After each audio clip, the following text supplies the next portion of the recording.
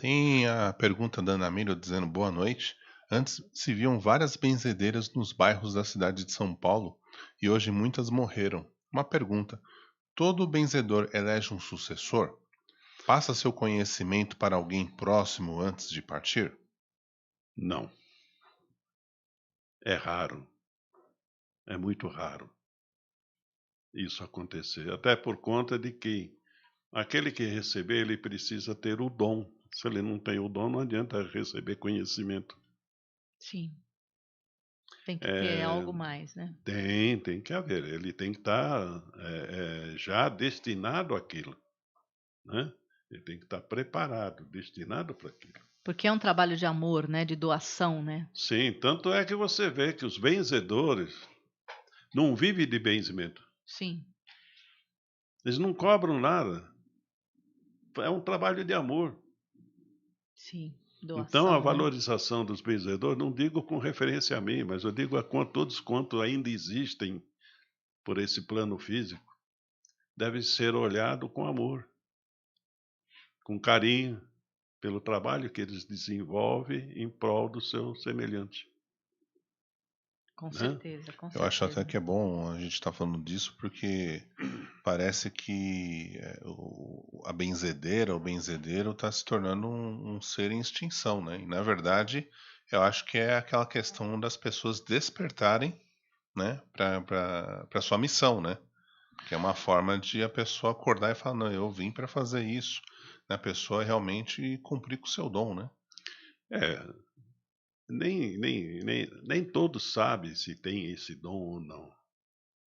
Eu mesmo só vim entender depois de um longo período, né? Que eu estava benzendo, que eu poderia fazer isso, então, até minha mãe, às vezes com dores, né? Ô filho, tô com dor aqui, tá? Espera aí, mãe, vamos aí, vamos cuidar disso aí. Aí ela dizia para mim: ô filho, você tem uma mão de cura. Então, isso, de uma certa forma, me despertou a atenção. Como eu não uso artifícios nenhum, eu uso só o campo de energia, então foi muito fácil, muito simples, né, desenvolver isso no campo da energia. Então, aproveitando isso, que a gente estava falando no intervalo, tem crianças, né, que têm esse dom já, já vem com dom de Tem, cura, né. ela traz com ela. Isso é como dizer assim, é nato, Sim, é nato. Não se faz a pessoa, ela já nasce com aquilo. Toda e qualquer pessoa, ela já traz ela com ela. Sério, já está dentro dela, já está prescrito lá. Aliás, aproveitando, tem uma pergunta muito parecida com isso que o senhor acabou de falar, com o que vocês estão falando, que é do Gilberto, antes do Gilberto Jorge Sering mandando boa noite para todos, e o Gilberto José A. Rodrigues dizendo o seguinte: se enfatizarmos o processo evolutivo, todos nós ainda somos crianças. Então, crianças que nasceram no século XXI carregam responsabilidade maior na proliferação da era da regeneração? É, a vida, por si só, já é um processo para o exercício da regeneração, independente de época. As crianças do século XXI, ela vem com uma outra missão. A missão de ajudar ao despertar das pessoas. Eu sempre tive comigo uma coisa. Os pais não ensinam as crianças. São as crianças que ensinam os pais. É verdade. Por quê? Porque cada criança vem diferente, uma da outra. Os pais, ele pode ter 3, 4, 5 filhos, cada um é diferente do outro. Um traz uma condição mais desenvolvida, outros menos. Mas eles vêm para quê? Eles vêm para trazerem aquilo que eles aprenderam no estágio, no plano espiritual, para poder praticar e colocar em prática aqui no mundo. Sim. Tanto que nós temos espíritos aí de criança extremamente evoluídos. Ágil, tem uma sensibilidade extraordinária. Então, eu que tenho uma proposta, né, para São José trabalhar com jovens, por conta de toda essa possibilidade de aprender com os jovens, né? Então, eu falo, as crianças do século XXI já vêm preparadas para a nova era. Sim, com certeza, né? Já vem pronto para a nova era. E essa nova era é a era do despertar de consciência. Há uns questionamentos que o jovem, criança, não quer intervenção religiosa, não quer se envolver com religião. Por quê? Porque ele já vem, Programado para como uma diz, nova. já num patamar que ele não precisa disso. Ele mesmo vê isso, que não precisa. O que ele precisa, sim, são de outros conhecimentos, que ajuda ele a ter uma visão maior do que ele já traz com ele. Isso não significa que não tenha, que ele não precise de espiritualidade, né?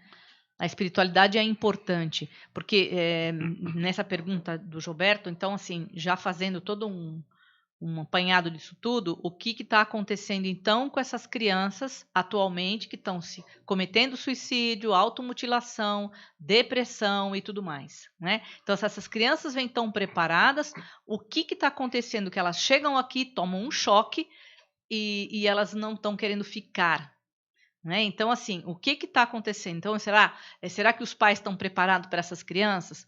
Será que estão querendo colocar elas dentro de uma caixa do quadradinho, bonitinho, como sempre foi? Será que agora não é hora de ouvirmos? Eu falo isso todo o programa, tá, gente? Eu vou falar porque é uma forma da gente buscar essa resposta. Então, o que essas crianças estão querendo dizer?